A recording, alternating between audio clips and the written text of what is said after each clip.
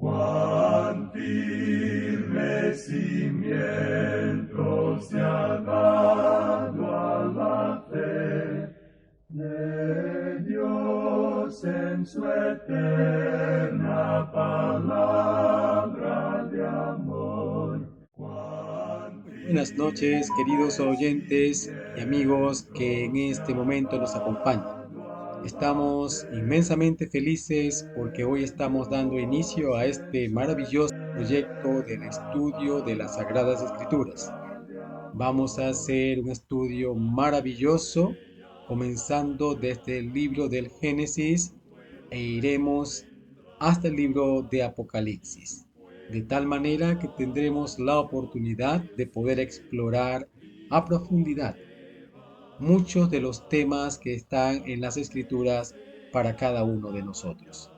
Una vez más, queridos oyentes, queremos agradecerles su presencia, su sintonía para este hermoso proyecto.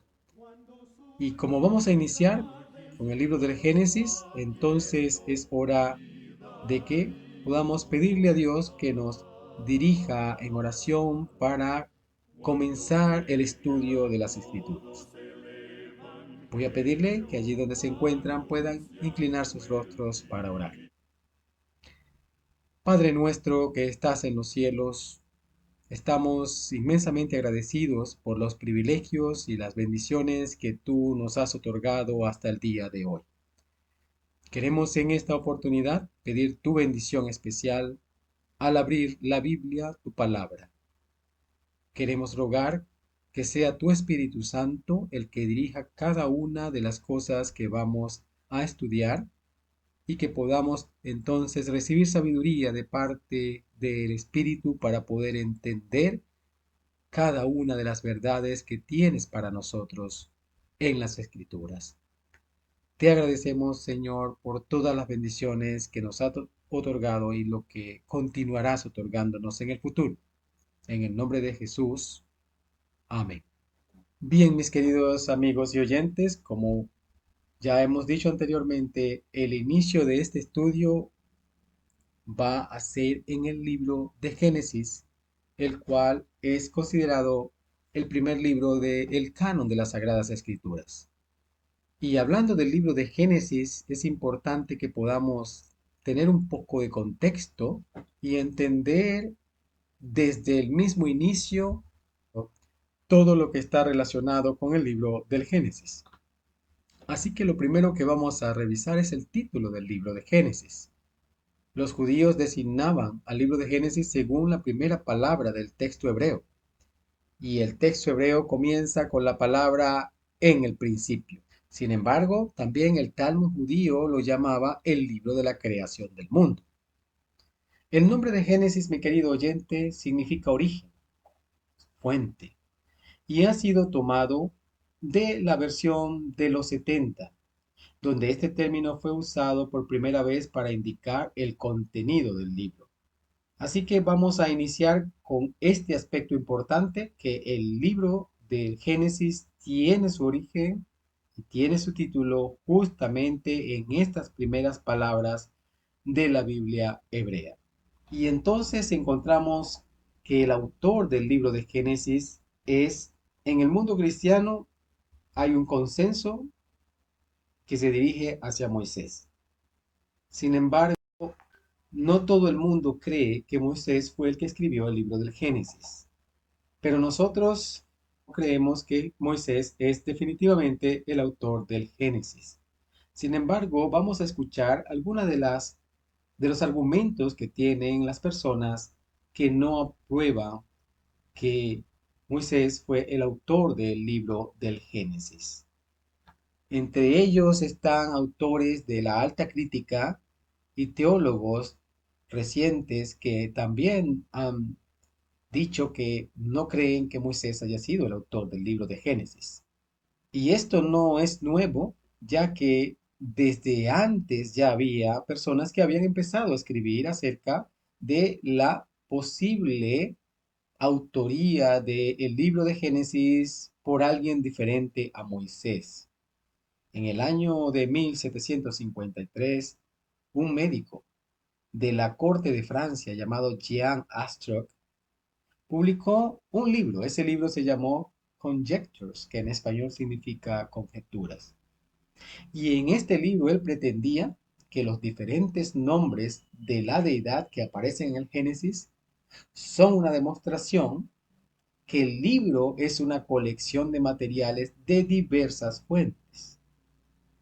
Astruc siguió creyendo que Moisés fue el coleccionador, por supuesto, pero que él no fue el escritor, sino que él recopiló todos los libros del Génesis y entonces, pues así sería el origen inicial.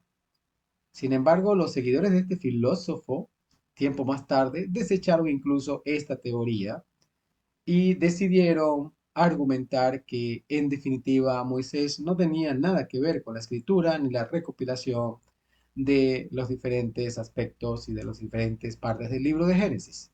Ahora, desde hace más de 2 siglos, teólogos también con mentalidad crítica han trabajado para separar las supuestas fuentes del Génesis y asignarlas a diferentes autores, o por lo menos a periodos en los cuales se supone fueron compuestas, reunidas, cambiadas, editadas y finalmente aceptadas dentro de el, digámoslo, el canon oficial hebreo.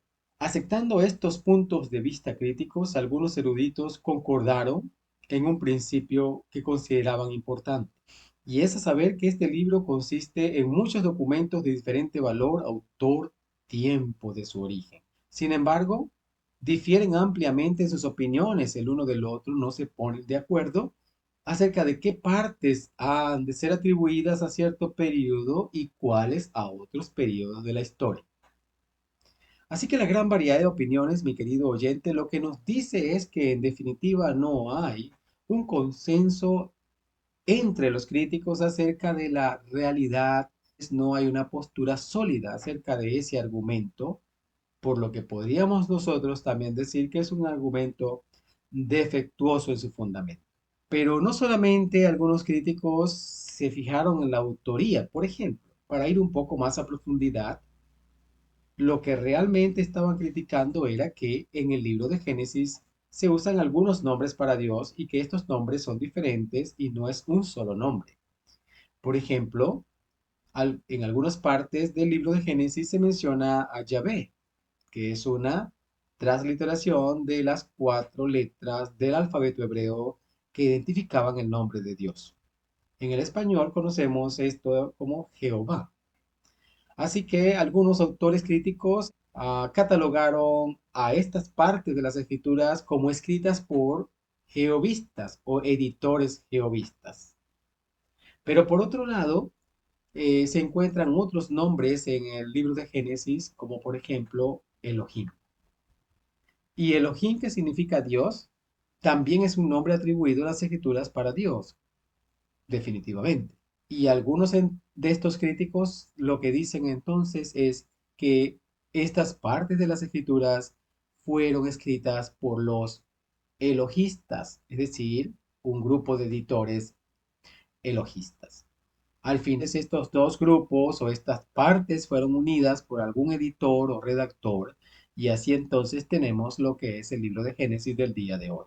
Ahora bien, mi querido oyente, no podemos a veces aceptar argumentos que no tienen una base tan sólida y donde hay tantas, pero tantas interpretaciones opuestas, contradicciones, de tal manera que no hay una base sólida para poder sustentar estas teorías acerca de la diferente autoría del libro de Génesis. También se aduce que las condiciones reflejadas en el Génesis no concuerdan con los periodos descritos, sino con tiempos muy posteriores. Algunos eruditos también dicen que se dan nombres a lugares de un período muy posterior a localidades cuyos nombres anteriores habían sido totalmente diferentes. Y uno de los argumentos también bastante conocidos es el hecho de que los relatos de la creación y el diluvio tienen una similitud con relatos del diluvio babilonio y de la creación desde la perspectiva babilonia.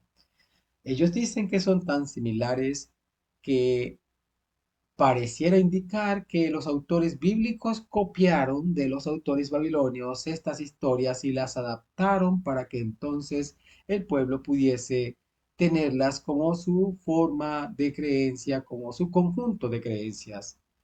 Veremos más argumentos como estos, pero también vamos a ver las posturas que tienen los teólogos más conservadores de la iglesia cristiana. Por ejemplo, con respecto al nombre de Dios, que son diferentes en el libro de Génesis, la mayoría de los autores conservadores concuerdan que no hay ningún problema con usar más de un nombre para Dios en el Génesis.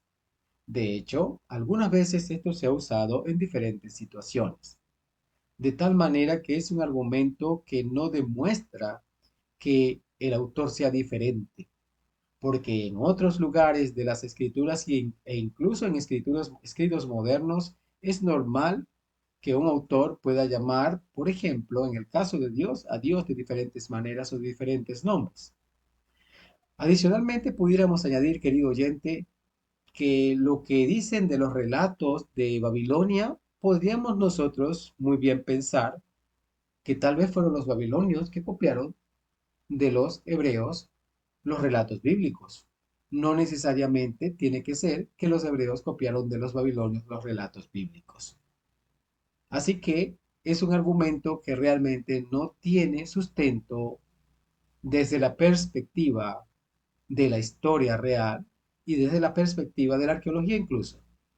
Habiendo dicho esto, mis queridos oyentes, ahora vamos a concentrarnos en el propósito real del estudio de esta noche, que no es simplemente refutar las pretensiones de la alta crítica, sino más bien es dar un contexto a el autor y lo que es el título del libro de Génesis. Así que nosotros consideramos y concordamos que el libro de Génesis en definitiva fue escrito por Moisés porque es justamente el autor del libro de Éxodo y del cual nosotros encontramos que hay una secuenciación en estos dos relatos bíblicos. Adicionalmente, podríamos decir, mi apreciado oyente, que el Señor Jesús en el libro de San Marcos, capítulo 12, versículo 26, le atribuyó a Moisés la autoría de este libro del Génesis. De tal manera que tenemos un argumento bastante sólido para indicar que de parte de Jesús la autoridad de este libro está sin cuestionarse. Él ha afirmado, el Señor Jesús, que el autor del libro de Éxodo es Moisés. Y por consiguiente consideramos que el autor del libro de Génesis es Moisés, siendo que es una continuación del relato, el libro de Éxodo. Habiendo dicho esto, mis queridos oyentes, encontramos que, por ejemplo, Jesús citaba también las escrituras claramente y lo consideraba como una parte esencial. Si usted lee Mateo 19, 4 y 5, se indica allí que había una verdad que todavía estaba en vigencia y era válida. Marcos 10 relata la disputa de Jesús con los fariseos en cuanto a la sanción del divorcio. Aclara que él atribuyó a Moisés las citas tomadas del Génesis. Así que Jesús dio autoridad al libro de Génesis como un libro inspirado y que definitivamente no podía haber venido de otro lugar sino de las manos de Moisés. Muy bien, queridos amigos. Ahora vamos a avanzar un poco con el marco histórico de este libro, siendo que es importante que podamos comprender un poco lo que se estaba viviendo en el momento en que los acontecimientos bíblicos pasaron. Creemos que el libro de Génesis fue escrito alrededor del año 1500 antes de Jesucristo. Los hebreos estaban aún en esclavitud en Egipto, por supuesto, y allí había entonces una circunstancia muy difícil para el pueblo de Israel. Así que en este contexto, el libro de Génesis es el anteceso a ese proceso de esclavitud que habían vivido los israelitas en el libro de Éxodo. No hay una historia del mundo antediluviano. Solamente lo único que tenemos es este relato del libro de Génesis que fue escrito por Moisés. Por lo tanto, no podemos dar mayor información de este periodo histórico para contextualizar las escrituras o los eventos del libro de Génesis, más allá de lo que nosotros podemos decir partiendo desde el libro de Éxodo. Tampoco, mi querido oyente, tenemos registros arqueológicos de ese tiempo, sino solamente el testimonio mudo y a menudo oscuro de los fósiles. Ahora bien, después del diluvio la situación es un poco diferente. La pala arqueológica ha sacado a la luz muchos y muy interesantes registros de los pueblos, sus costumbres y formas de gobierno durante el período abarcado en los capítulos siguientes del Génesis. Por ejemplo, el período de Abraham puede ser conocido bastante bien debido a todos estos registros. Y por ejemplo, la historia de Egipto durante el periodo de la esclavitud de Israel puede también ser reconstruida con bastante exactitud. Durante esta era, desde Abraham hasta Éxodo, florecieron destacadas y muy importantes civilizaciones. De manera particular, tendríamos que decir en el valle de Mesopotamia y a lo largo de todos los márgenes del río Nilo. Hacia el norte estaban, por ejemplo, los hititas que crecían en su poderío. En Palestina habitaban pueblos de alguna manera guerreros bajo la dirección de pequeños reyes. Habían costumbres muy interesantes, pero bastante cuestionables en el paganismo de todos esos pueblos. Habían fuertes vínculos raciales relacionados a los patriarcas del Génesis, con por ejemplo las tribus semitas de la Baja y la Alta Mesopotamia. Se describe en detalle el papel de los patriarcas en alguno de estos grandes sucesos de los primeros tiempos. Por ejemplo, la batalla de los reyes en el valle de Sidín, que está en el capítulo 14 de Génesis. También encontramos detalles de la destrucción de las ciudades de la llanura, que están en los capítulos 18 y 19. Y encontramos la conservación de la población egipcia durante una hambre extraordinaria en el capítulo 41. Los hombres de Génesis son conocidos como pastores y guerreros, moradores de la ciudad, pero también son considerados nómadas, estadistas y fugitivos. Así que los relatos de sus experiencias ponen en definitiva en contacto con algunas de las grandes naciones de venerable antigüedad, como también con algunos de los pueblos menos prominentes con los cuales se relacionaron los hebreos de tiempo en tiempo. No son descritas en el Génesis las grandes civilizaciones que habían surgido en Egipto como también en Mesopotamia, pero su existencia ciertamente se advierten claramente en las experiencias, por ejemplo, de Abraham y de los patriarcas. El pueblo de Dios no vivía en el aislamiento de un vacío político o social, mi querido oyente, sino que era parte de una sociedad de naciones que estaban allí, convivían y su civilización y cultura, por supuesto, no diferían marcadamente de los pueblos que le rodeaban, salvo que en su religión crease una diferencia y en este caso sí había esa pequeña distinción, por cuanto era el remanente más importante de los verdaderos adoradores de Jehová y formaban el centro del mundo inspirado de alguna manera, pudiéramos decirlo así. En cuanto a la temática, mi querido oyente, todo estudiante de el Génesis puede conocer el tema principal del libro, que es la narración del trato de Dios con los pocos fieles que lo amaron y sirvieron, y también la profundidad de la depravación en la cual cayeron los que habían dejado a Dios y sus preceptos. El libro de Génesis es el primer registro permanente de la revelación divina concedida a los hombres.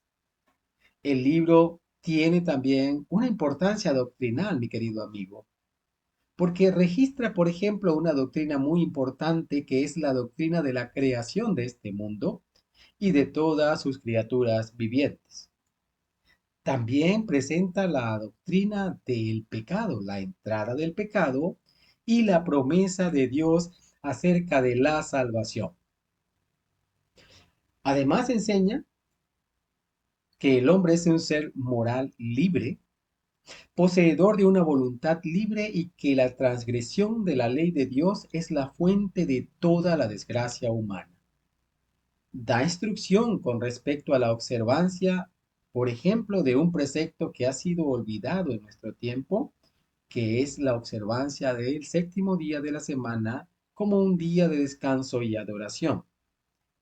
También enseña la santidad del matrimonio y el establecimiento del hogar por parte de Dios mismo. Nos muestra también de alguna manera que hay recompensa para la obediencia y también hay castigo para la desobediencia y el pecado. Así que el tema es por demás interesante, el de Génesis, y que nosotros podemos disfrutar de toda esa inspiración para poder entonces fortalecer nuestra fe y nuestra creencia en que Dios siempre está al control de los eventos humanos y de la historia. Por ahora, mis queridos amigos, vamos a quedar aquí con el contexto del libro de Génesis y vamos entonces a iniciar el día de hoy con el capítulo 1, versículo 1. Y encontramos allí en el capítulo 1, versículo 1, una verdad muy importante para la humanidad. Dice el versículo número 1. En el principio creó Dios los cielos y la tierra. Mi querido amigo, cuando la Biblia nos menciona el principio, definitivamente muchas personas comienzan a pensar de qué principio estaba Dios hablando en ese momento específico. ¿A qué se refería Dios cuando dijo en el principio? ¿Y cuándo fue ese principio? Sería interesante que pudiéramos nosotros ver un poco acerca de ello. Saben, mis queridos oyentes, todos en este mundo tenemos un principio, pero cuando vamos a la creación del cielo y de la tierra, conseguimos que Dios no tiene un principio y es lo que la Biblia nos está presentando. Así que en ese principio donde se crearon los cielos y la tierra, encontramos que ya Dios existía, porque Dios creó en el principio el cielo y la tierra. Así que no podríamos decir que en el principio Dios empezó a existir, sino que tenemos que concluir en base a este versículo que Dios ya estaba en ese principio. Y por consiguiente, mi querido amigo y oyente, tenemos que concluir que Dios entonces no tiene un principio, porque ya estaba en el principio. Así que las palabras con que comienzan las escrituras trazan un decidido contraste entre lo que es humano, que somos nosotros, mis queridos oyentes, que tenemos un principio, somos temporales y somos finitos, y lo que es divino, eterno e infinito. Esto nos recuerda las limitaciones que tenemos, mi apreciado amigo, como seres humanos. Nos señalan que tenemos limitaciones que necesitamos entender y que más allá de esas limitaciones no pudiéramos nosotros creer que podemos, digámoslo de alguna manera, ir más allá. Así que nuestra mente es finita y no puede pensar en ese principio. Y si pensamos en ese principio, tendríamos que pensar que Dios entonces estuvo en ese principio y Dios entonces es el principio para nosotros. La sabiduría y todos los otros bienes tienen su principio con Él. Si nos vamos al libro de Salmos 111:10, encontramos allí que Dios nos dice de manera interesante que la sabiduría tuvo un principio en Dios. Y amigo mío, si alguna vez hemos de asemejarnos a nuestro Hacedor, nuestra vida y todos nuestros planes deben tener también un nuevo principio en Él. Así que nosotros podríamos decir que tenemos el privilegio de disfrutar de la confiada certeza de que el que comenzó en nosotros, amigo, la buena obra, la va a perfeccionar hasta el día de Jesucristo, como nos lo dice el libro de Filipenses capítulo 1, versículo 6. Dios, mi querido amigo, es el autor y consumador de la fe. Y nosotros por la fe entendemos que fue creada la palabra de Dios, que fue creado el mundo, y por la fe aceptamos que Dios estaba en el principio. Si usted recuerda, mi querido amigo, cuando usted lee el libro de San Juan, capítulo 1, versículo 1, nos dice que en el principio era Dios. Así que no olvidemos el hecho sublime implícito en estas palabras. En el principio, Dios. Este es el primer versículo de las Escrituras que hace resaltar decididamente una de las controversias seculares más llamativas de nuestro tiempo, que es entre los cristianos que creen en la Biblia, la palabra de Dios, por un lado, y los escépticos ateos materialistas de diversos matices por el otro. Estos últimos que procuran en diferentes maneras y grados explicar el universo sin Dios. Sostienen que la energía es eterna. Pero mi querido oyente, si esto fuera verdad y si la materia tuviera poder de evolucionar, primero de las formas más simples de la vida a las más complejas, como dice esta teoría, sí, ciertamente Dios sería innecesario. Pero ¿saben qué? Realmente no hay evidencia alguna que nos pueda decir que esto fue una realidad en el principio. Así que es Génesis 1:1 nos afirma que Dios es antes de ese principio, es antes de todo lo que existe y que es en forma excluyente la única causa de existencia. Este versículo, mi querido oyente, es el fundamento de todo pensar correcto en cuanto al mundo material. Aquí resalta la impresionante verdad de que al formar el mundo, Dios no se valió de materia preexistente. Hay una doctrina conocida como panteísmo, que despoja a Dios de la personalidad y lo diluye por el universo, haciéndolo sinónimo de una totalidad de la creación y que Dios entonces es la creación misma. Así que esta creencia, mi querido amigo, queda expuesta y refutada en el libro de Génesis capítulo 1, versículo 1. No hay base para la doctrina del panteísmo cuando uno cree que Dios vivió sereno y supremo antes que hubiera una creación y por lo tanto está por encima y aparte de lo que ha creado. Mi querido amigo, ninguna declaración podría ser más apropiada como en la introducción de las Sagradas Escrituras.